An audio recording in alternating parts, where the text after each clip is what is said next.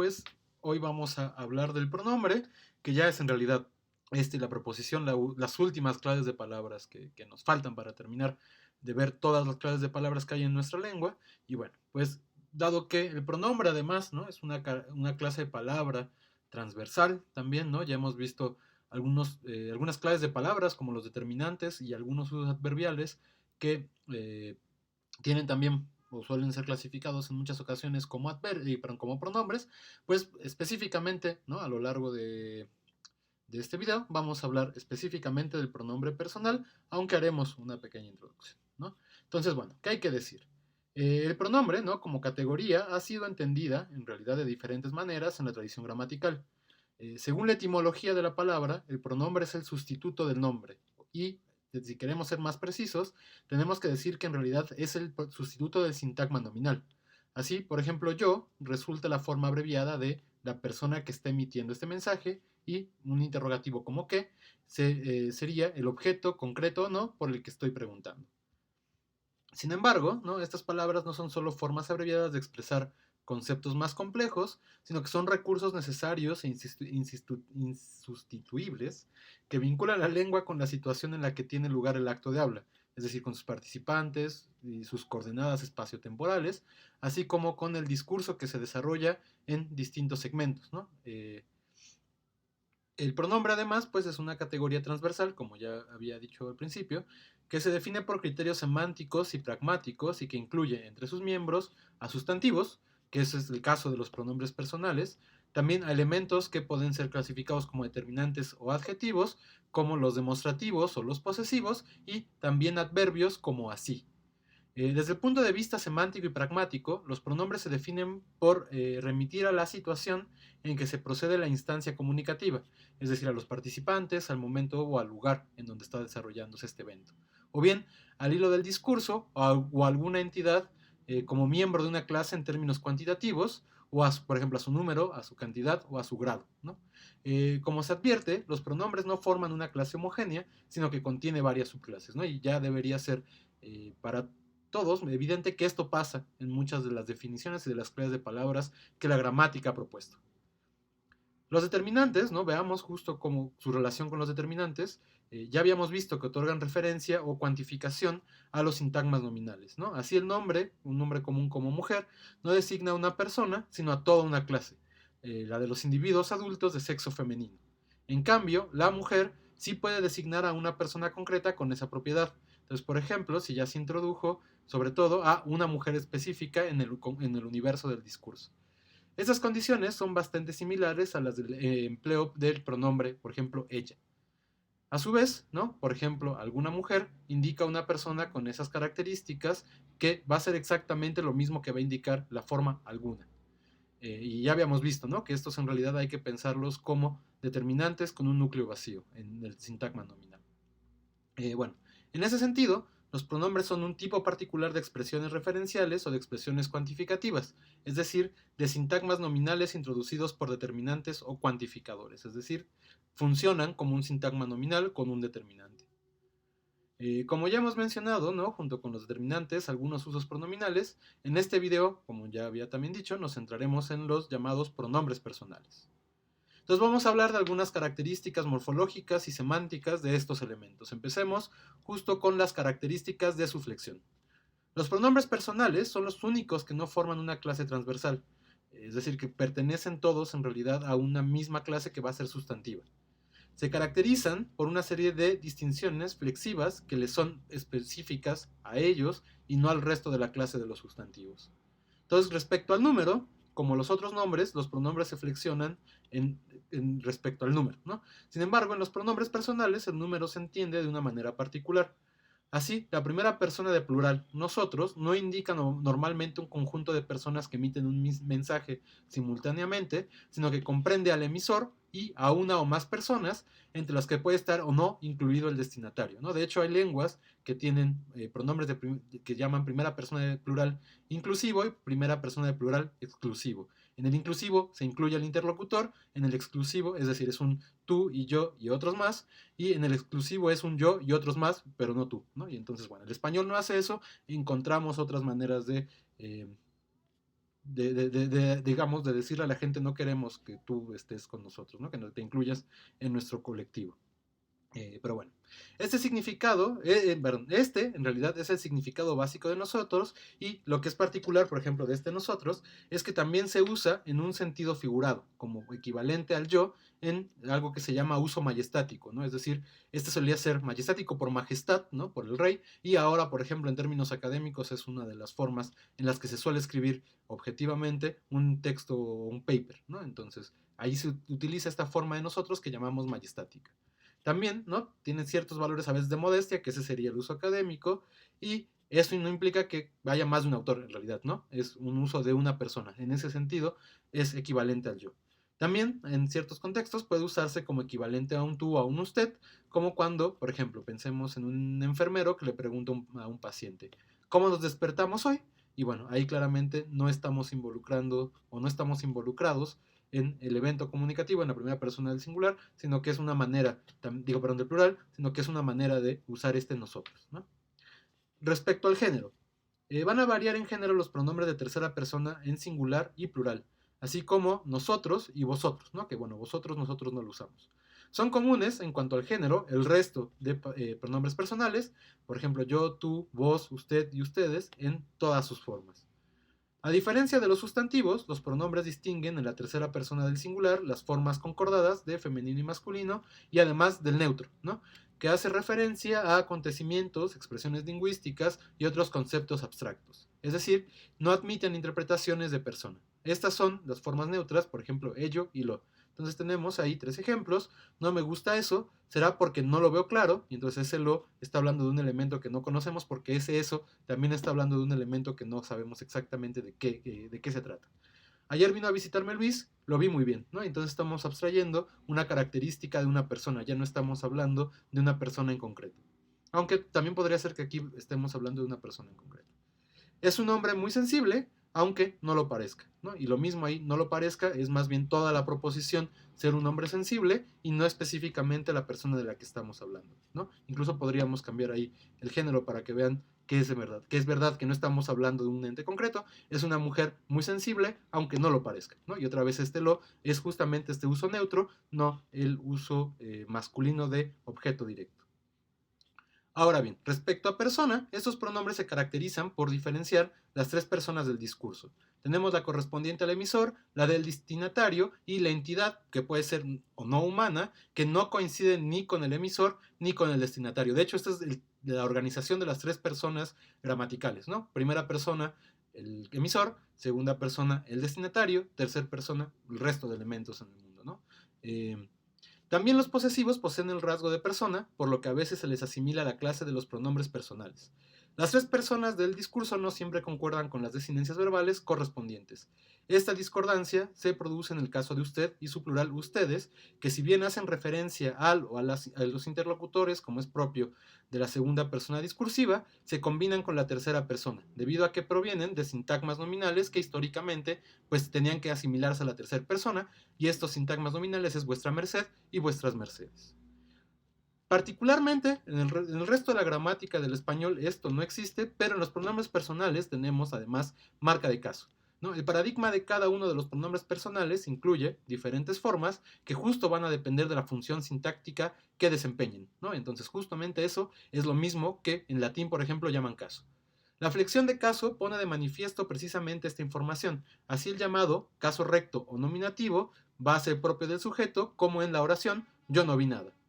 El caso oblicuo o terminal está reservado al sintagma preposicional, como en el ejemplo, esto era para mí, ¿no? Y entonces fíjense que este mí es la forma de decir yo, pero después de una preposición. También se le suele llamar término de preposición a esta forma. Existen formas especiales para la preposición en general, y va a ser con los conglomerados conmigo, contigo y consigo, ¿no? Cabe mencionar que en estos casos los pronombres además son tónicos, ¿no? Hasta aquí. Por el contrario, en el caso objetivo, que tiene la misma forma tanto en acusativo como en dativo, el pronombre va a ser átono y desempeña las funciones de objeto directo, como se ve en el ejemplo nadie me vio, o del objeto indirecto, como en el ejemplo nadie me dijo nada. Esto es solo, y esta distinción de caso objetivo va a aplicar solo para la primera y la segunda persona, tanto del singular como del plural. Los pronombres de tercera persona, por su parte, tienen formas diferentes para para acusativo y para dativo, ¿no? El acusativo va a ser, por ejemplo, lo, y el dativo va a ser le, ¿no? Entonces tenemos ahí una serie de contrastes. El no vio nada, esto era para él, ¿no? Estos son también con preposición y con nominativo. El primero es nominativo o recto. Esto era para él, estos son prepositivos. Nadie lo vio, este es el lo de objeto directo. Nadie le dijo nada, este le será la tercera persona con marca de objeto indirecto. O sea, de dativo y el anterior acusativo. Ahora bien, otra cosa que es importante respecto a los pronombres es la identidad de la referencia. Si en una misma oración se emplean dos pronombres personales, pueden designar al mismo referente o no hacerlo. En el caso que haya correferencia, es decir, en el caso que sean el mismo ente, esta se marca con una forma particular solo para la tercera persona del singular y del plural. Se distinguen así, por ejemplo, los pronombres que indican que se trata de dos individuos diferentes, como en el ejemplo, él lo miró afectuosamente, ¿no? Y no hay correferencia entre él y lo. Y van a distinguirse estos de los que indican que el individuo es el mismo, es decir, que hay correferencia, como en el ejemplo, él se miró a sí mismo en el espejo. En este se interpreta que a partir de su antecedente, el sujeto es exactamente el mismo que el objeto. El pronombre especializado en indicar correferencia, se, y su forma tónica si, se denominan reflexivo. Cuando el sujeto es plural, también van a admitir un tipo de lectura que vamos a llamar recíproca, como en ellos se miraron afectuosamente unos a otros. Entonces, pues en realidad estos pronombres reflexivos son una de las partes más complicadas de la sintaxis de nuestra lengua y pues van a tener que, una vez que empiecen a hablar de transitividad, hablar exactamente de cómo estos elementos hablan de una baja transitividad en la oración. Ahora bien, los pronombres no correferenciales de tercera persona, es decir, no reflexivos ni recíprocos, tienen interpretación disjunta, es decir, que no se interpretan como el mismo elemento. Con otras personas, la interpretación correferencial o disjunta depende del contexto, cómo se muestra en el contraste. Yo me miré en el espejo versus él me miró afectuosamente. Es decir, dependen del contexto gramatical en el que se encuentran, este me o el te, que son exactamente iguales para la posición de objeto, sujeto y reflexivo, objeto, objeto indirecto y reflexivo, y entonces uno tiene que encontrar en el contexto esa lectura específica que está aportando el pronombre. Y bueno, en su pantalla ahora están viendo, ¿no?, toda este tipo de flexión según el caso y según la persona. Ahora bien, también tenemos que hablar de elementos y de características pragmáticas que tienen estos pronombres. Los pronombres de segunda persona, sobre todo, es ahí donde está el gran meollo del asunto, tienen la particularidad de poner de manifiesto distinciones pragmáticas que conciernen a la mayor o menor distancia que establece el emisor frente a su destinatario. Esta distancia no es una distancia física, es una distancia social. Así, en un trato simétrico, es decir, si hay igualdad de condiciones, ambos emplean la misma forma. Será tú o vos, dependiendo de la región, y esta se va a oponer, el tú y el vos, a ustedes, también dependiendo del grado de intimidad, ¿no? Cuando, decíamos, a uno de los participantes se le confiere algún tipo de autoridad sobre el otro, por la oposición social, laboral, familiar, o bien por no conocerlo, a menudo se usan formas diferentes. El trato asimétrico, que es como vamos a llamar esta forma, en el trato asimétrico, que es como llamamos esta forma, al empleo respetuoso de usted se responde con el trato de confianza, que contrapone con el trato de confianza o simétrico, tú o vos, ¿no?, dependiendo de la región. En español peninsular, es decir, el de la península ibérica, esta distinción se establece tanto en singular, con usted, como en plural, ¿no?, que es vosotros, que se opone a ustedes. Pero en el español americano el empleo de vosotros está mucho más restringido. En realidad, yo creo que nadie en América Latina en su sano juicio utiliza vosotros, de manera que ustedes se emplea como trato de confianza o respeto. Y entonces nosotros, los latinoamericanos, no distinguimos en ustedes una forma de trato respetuoso en contraposición con vosotros, ¿no?, porque nosotros no tenemos el pronombre vosotros. Los pronombres personales que designan al destinatario del acto de habla, sea uno o más de uno, son entonces formas de tratamiento que ponen de manifiesto diferentes relaciones sociales. En el español antiguo, ¿no?, este es más un anecdotario diacrónico, vos era la forma empleada para el trato deferente, es decir, con diferencia social, que generalmente se dirigía al rey y a los nobles, ¿no?, o a los hidalgos, etc., ¿no? La estructura social medieval del español era bastante compleja. Al extenderse luego a otros grupos sociales, se convirtió en un tratamiento de confianza que estos grupos de nobles y los reyes consideraron poco respetuoso e incluso ofensivo. Para mantener estas diferencias y la asimetría en la lengua, surgieron un conjunto de fórmulas honoríficas como, y sobre todo este va a ser el que va a tener relevancia, vuestra merced, a partir del cual se formó con el paso del tiempo el pronombre usted. A América llegaron en realidad ambos sistemas que tenía tratos bastante diferenciados y especificados para tú, para vos y para vuestra merced. Para el trato de confianza en español americano se presentan en realidad actualmente tres zonas, según cuál de estas formas, sobre todo tú y vos, haya arraigado en la comunidad de habla. Entonces tenemos las que usan exclusivamente tú, ¿no? Por ejemplo, las Antillas, casi todo nuestro país y zonas, ciertas zonas andinas, en general casi todo Perú. Tenemos también las que son exclusivamente voceantes, Argentina, bastante caracterizado, también varios países de Centroamérica como Nicaragua, Guatemala, Costa Rica, El Salvador y Honduras, en donde de hecho habría que incluir a Chiapas porque es parte del territorio mexicano, pero es voceante, y las que alternan el voceo y el tuteo según el grado de confianza que se establece entre el interlocutor o según otros factores como el registro o el sociolecto de los hablantes. Ahora bien, finalmente hablemos de esta distinción, ¿no?, tónica que hay entre pronombres átonos y pronombres tónicos. Y entonces centrémonos a observar los pronombres átonos. Por carecer de acento propio, los pronombres átonos o clíticos, que es la otra manera en que los podemos llamar, deben apoyarse en el verbo, del cual no pueden ir separados por ningún elemento. Su posición va a depender de la flexión verbal. Si esta es defectiva, como el imperativo, el infinitivo o el gerundio, vamos a decir que son enclíticos, es decir, aparecen apoyados en el verbo con el que forman una única palabra gráfica. Así tenemos formas como léalo. En otros casos van antepuestos. Cuando se vayan antepuestos los vamos a llamar proclíticos. Con las perífrasis verbales, en realidad, esto también es interesante, podemos admitir ambas posiciones, ¿no? Entonces, por ejemplo, tenemos léalo antes del viernes. Este es un caso digamos, de posposición. Lo leyó en 2 días, este va a ser un proclítico, entonces va antes del verbo, y pudo leerlo en 2 días o lo pudo leer en 2 días. Y entonces ahí, en este tipo de construcciones perifrásticas, vemos que el pronombre clítico puede aparecer en una o en otra posición. Los pronombres tónicos, muchos de ellos van a ir obligadamente duplicados con pronombres átonos en la primera y segunda persona del singular y del plural, como se ve en el siguiente ejemplo.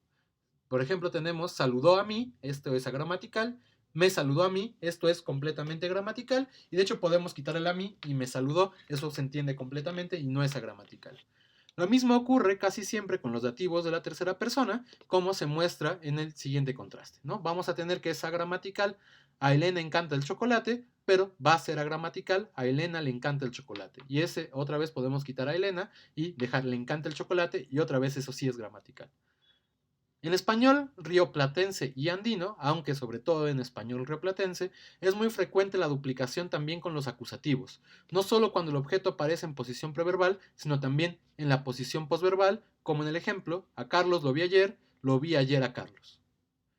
Si se forman grupos de clíticos, que esto suele pasar mucho en la lengua, a menudo se producen cambios. Así, por ejemplo, el dativo de tercera persona le pasa a ser se cuando va seguido del acusativo lo o algunas otras variantes. Por ejemplo, ya se lo dije. Ese se es un a usted, ¿no? Entonces eso es un objeto indirecto, tendría que ser un le, pero en esta posición, por procesos históricos, se forma o aparece como se.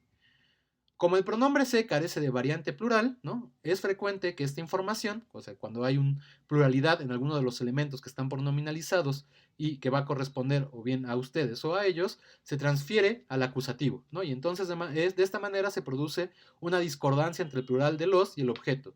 Por ejemplo, eso ya se los dije a ustedes, ¿no? Ese los tendría que estar en singular, pero la marca de pluralidad de ustedes pasó a marcarse en el acusativo. Finalmente, los clíticos siguen un orden estricto. El dativo precede al acusativo y si se combinan pronombres pertenecientes a diferentes personas, el de la segunda procede al de la primera. Por ejemplo, no te me caigas. Y este va a preceder al de la tercera. Me lo leí de golpe. Excepto, ¿no?, cuando la tercera persona esté pronominalizada con se, porque el se siempre va a preceder al resto de elementos. Entonces, se me cae el pelo, se me descosió el dobladillo, se le nota el cansancio, ¿no? Entonces ahí vemos que los 3 van antes que el resto de los grupos. Y bueno, en realidad aquí vamos a dejar por ahora el tema de pronombres, va a quedar una lectura para hacer en la semana y entonces este tema lo vamos a ver el jueves.